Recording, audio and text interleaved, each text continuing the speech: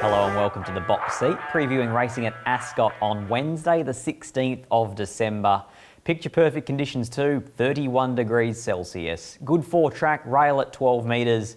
We're going to get very similar to conditions to what we saw 7 days ago when the rail was at 10 metres. Race number 1 is the Tab Touch Betty or Bet handicap at 1100 metres. And we're going to watch the very impressive debut performance of Hot Mix. Ridden along desperately, and Kirigami headed the remainder. Pike looking to get around its heels here with Shooting Scirocco, but still 7 from the leader, which is now Bourbon Bow. Bourbon Bow reached the front at the 175, kicked away from Miss Brighton. Here comes Hot Mix, though, gathering it up very quickly. It's Hot Mix ranging up, grabbing Bourbon Bow, and Hot Mix too good on debut from Bourbon Bow.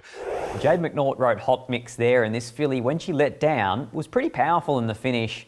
Now clearly this is a tougher race. She's going to run into a very impressive trialer and likely favourite Warm and Fuzzy, and she's also got a number of other horses that have won races. I speak of Janora, more SNITZEL and the like. I think here though Mitchell Pateman can keep this filly within striking distance, and while like last week I'm predicting a very heavy on-speed day on Wednesday, I think this filly does have enough ability to sit close handy to the speed in what should be a high pressure 1100 and get over them late. I was very impressed with what she produced on debut, and I think that will hold up as a form reference as well. So it's 5 on top for me, Hot Mix. Number 3, Warm and Fuzzy. We could have easily watched this horse as the replay, but Brad Parnham had this horse in a trial of its own, won by about 5 lengths and was 5 lengths clear of the field for the majority of that trial as well. Number 7, Talkalicious. On debut off the back of only 2 400-metre jump outs. Not quite sure what to make of this filly, so the market probably is the best guide. Number 2, more SNITZEL, really good use of Lakhdar Rumley's claim. My numbers in race 1, 5, 3, 7 and 2. Race number 2 at Ascot, the Ascend Sales Trophies handicap at 1200 metres. Hard to not be impressed with this debut win. It's Apache Patrol. And English Heritage, but Even Magic straightened up at the 350 with Captain Chaos a length away, about to run on. Perfect Gem searching for a run behind them. Here comes Apache Patrol on the outside though. It's Apache Patrol ranging up with Captain Chaos to head Even Magic. Apache Patrol with its head in front, and Apache Patrol's going to win it. Apache Patrol won from... Brad Parnham had to get pretty busy on Apache Patrol, a fair way from home there on debut. But he does look a typical SJ Miller type of horse who's just going to get better and better with racing. He looks raw, he looks green, and he looks to have a lot of natural talent here. He falls into a very winnable Class 1. He takes over on a few older opponents who have had their fair share of chances, and a number of other horses here that are probably on their mark. The main dangers look like the Neville Parnham pair, both Domineer, who is an impressive maiden winner, and Town Hall, who gets in well weighted after the claim of Kesh or Do Run. But I just think here from gate number 1, Brad Parnham's going to have Apache Patrol right place, right time, and provided he can hold up leaders back, I think he's the one to beat here, number 1 in race 2. From 4, Domineer, a last to first, almost, victory first up at Northam, was very, very impressive off the back of a handy trial as well. 2, Town Hall, was a good winner on Melbourne Cup Day, maybe a little bit plain last start. Number 5, next best, and that's London Miss. Not quite sure what to make of this filly, well weighted after Carleen Heppel's claim. I just don't know whether or not she's going to run out 1200 metres.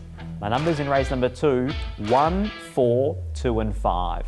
Race number 3 at Ascot, the Mum Champagne Maiden. We're going to go to a horse that's had a lot of starts, but she's going super at the moment and deserved a replay. The luckless last start effort of Riding Hood fame. Around the corner, brushed in fact there with Frequent Fryer, then Icarian, and further back behind those is King Cruiser, nearing the 200, Choose Freedom in front, a length and a half on Frequent Fryer. Icarian run to third. It's still Choose Freedom though, giving back as a great sight with less than 100 to go. Choose Freedom's in front, Frequent Fryer won't get to it. It's all the way for Choose Freedom. Choose Freedom beat Frequent Fryer. It would be great to see Riding Hood fame finally break through. She's had 28 odd starts and she's yet to crack her maiden. But I think here she's right in the mix, and the market says that she's going to be hard to beat. It's a bit of an indicator of the depth of quality in this field if Riding Hood fame is around that $5 or $6 mark. Didn't quite know what to do, so in the end I went with the unknown factor, the newcomer on the block, the 3-year-old filly of Darren McAuliffe's with Chris Parnham in the saddle. First up, no trial, 1400 metres. It's definitely unorthodox, but Darren McAuliffe can get his horses very fit first up. So I'm going down the bottom with Rebel Heart. I think this filly does have an ounce of ability. Maybe on debut as a 2-year-old, that 1200 was simply too short. So I'm going to roll the dice here with her, and we probably should get each way. From number 2 in Key Trade, disappointing last start, but there has already been a subsequent winner out of that race. Number 7, Riding Hood Fame. It's start number 25 officially on Wednesday for her. She's going career best. Fingers crossed for Bill Spencer and the team that tomorrow can be the day. Number 6 next best, that's CHOKSLAM. Now this mare clearly has the best race form. She's going to be a short price favourite, but she just does so much wrong, and I'm not quite sure whether she knows how to win. My numbers in race number 3, 10, 2, 7 and 6. Race number 4 at Ascot is the Amelia Park Handicap at 1800 metres. We only have to go back 7 days ago, watching the win in race number 1 last week of No Surrender. First into the straight, led the way from Captain Burglar. Plenty of room for Sun to make up ground down near the fence. No Surrender, though, has a kick at the 200. No Surrender at the moment holding Captain Burglar. Sun keeps coming down the outside. Winding up is Go Bella. No Surrender's about to be gobbled up. Sun joining it on the inside. No Surrender, Sun. No Surrender kicks. No Surrender in the middle. Well, that was Mitchell Pateman at his absolute best. This horse at the 600 looked like he was home for all money. At the top of the home straight a few strides later, he looked like he was gone. He came again in the finish. He held off the late charge of Captain Burglar and Sun. It was a good gritty win with 60 kilos, but it was 1500 metres. He now goes up to 1800 metres. I think that a mile probably sees him out, and he's going to be short here. So for that reason, I'm going to tiptoe around him.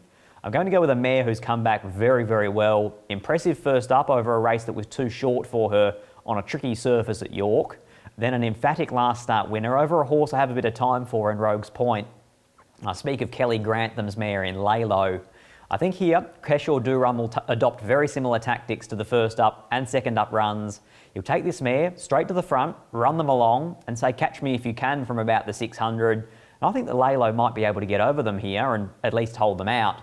So it's number 4 for me in Lalo. From 5, Regent Star. No numerical form at Ascot, very rarely wins out of turn, but boy oh boy has this horse come back super for Mark Wright. The last 2 runs have been off the charts. Small field suits, going to mark Regent Star as the danger. No doubt in my mind that No Surrender is extremely well placed here, as he has been in all his runs, but I think 1800 is probably going to be a bridge too far. Number 3 next best, the ever-consistent Blazon Kazar.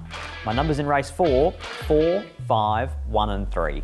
Race number 5 at Ascot, the Devil's Lair Handicap, and this mare of the Pierces is looking for a winning hat-trick this campaign. We're going to watch the last start victory of Worth a Risk. Risk has got the lead from the Singing Tiger. Just under, looks for a run. Devil's Dust is getting to the outside, and then came Gallant Ranger, and further to back was Taxi. Racing inside the 250, a Battle Royale. Worth the Risk the inside, the outside Singing Tiger, and then just under, but it's Worth the Risk doing it well. The Singing Tiger can't get it. Worth the Risk holding the Singing Tiger, and Worth the Risk by a length and a half, the Singing Tiger. Well, that was an all-the-way victory there, and I thought it was very impressive as well. Nothing flash to the clock, but you can't do much more than win a maiden, then a Class 1 at your next start. Stays fresh here, and I think that's the way the Pierce brothers are going to race this mare Worth a Risk. Draws the inside gate, rail might be the place to be, but I have got her just down the order a little bit because I am convinced this is a pretty tough little race. I've gone with 3, Classy Macro. This horse had no luck last start when Brad Rawiller couldn't get going in the Tab Touch West Speed Platinum Series final. I think here Matty Derrick going back on can roll forward with this horse. I think that Classy Macro will give us an each-way sight. 1, OBH, disappointing on paper first up, but I think he had genuine excuses and he is a progressive type. Number 6, Goes 2 Walks, a 3-year-old taking on the older horses, who has been the target of pretty good backing at his last couple of starts. And then the replay horse there, Worth a Risk. She's going too well to be left out of the first 4, but this is a fair bit tougher than just a Class 3. My numbers in race number 5, 3, 1, 6 and 5. Race number 6 at Ascot is the Glenroy Chaff Handicap for the stayers at 2200 metres. These horses in replay, it's Rhodamonte running second and Aldemore running third. The Rhodamonte, Aldemore straightened in front, a run coming on the inside for Baby Tino. Casa Rosada's gone past SHOWADDYWADDY and Rhodamonte around their heels to the outside, running on strongly. Casa Rosada, Aldemore, and now down the outside is Rhodamonte. On the outside, Casa Rosada from Aldemore. Rhodamonte trying to get to Casa Rosada. Casa Rosada lifting, finding Casa Rosada. Casa Rosada beat Well, I think time and time again in these staying races, you can basically pick yourself out a raffle ticket have a throw at the dartboard, however you're going to try and pick your winner of this race. They do become very, very hard. These horses do take it in turns to win. And I'm going to go a little bit outside the box with an alternate form reference here, and that's with Revoose. Last start, no luck in a Class 3, held up at crucial stages, looked to be bolting in behind heels. Senior rider Chris Parnham goes on, and I think we'll get around that $7, $8 mark. It's each way for me in what is a pretty tough 2,200 metre race. I'm going with number 9 in Revoose. 5, Our D'Amour. What we didn't see in that replay was the work that Our D'Amour had to do in the first 800 metres of that race when 3 and 4 wide in the early stages working. Number 2, Arrow Swift. I have this horse marked as a big improver here. Excellent use of the 3 kilo claim. Finally drawn a gate, out to a staying trip. I think the Arrow Swift might get under the guard of a few. And then number 7, Next Best at SHOWADDYWADDY. Also coming from that race behind Casa Rosada that we watched in replay. Again, not a lot of luck, unable to build momentum. Tough race, lots of options, but for me, it's 9, 5, 2 and 7.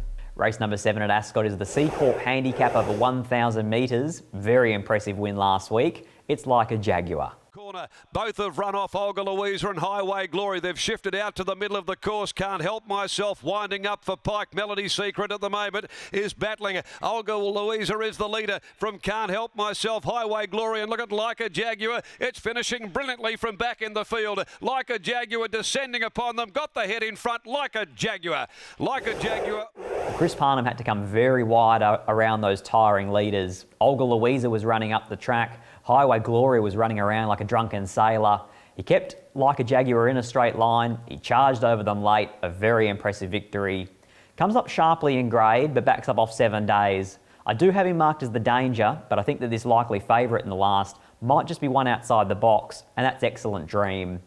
I liked his trial. He was only run down late by the Group 1 horse Trekking. He looked to have a bit in hand as well, and if he goes straight, and that is a bit of an if because he has run them off the track twice in his short career, I think Carleen Heffel is a really good rider for this horse. Straight to the front, run them along, use his top end speed. It's probably one of the better bets on the card, in fact, for me.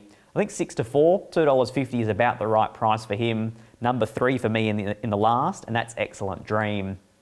Like a Jaguar, he's going to be flying late. He clearly is the danger for me. Number 2, My Demi, back to trials. Always puts in an effort, this horse, especially when drawn a soft gate. Number 7, Next Best. Bit of a maddie, Damn Ready. I think he's about ready. It's about damn time as well. My numbers in race number 7, 3, 10, 2 and 7. Rolling into best bets for Wednesday the 16th of December. I'm going into the last 2 races. Race 6, number 9, Revoose, each way in what is a pretty tough and thin race. And then in the last, we'll save the best till last. Race 7, number 3, Excellent Dream. Perth Racing social media starting to fire up in preparation for Perth Cup. Make sure you follow us on Instagram, Facebook and Twitter.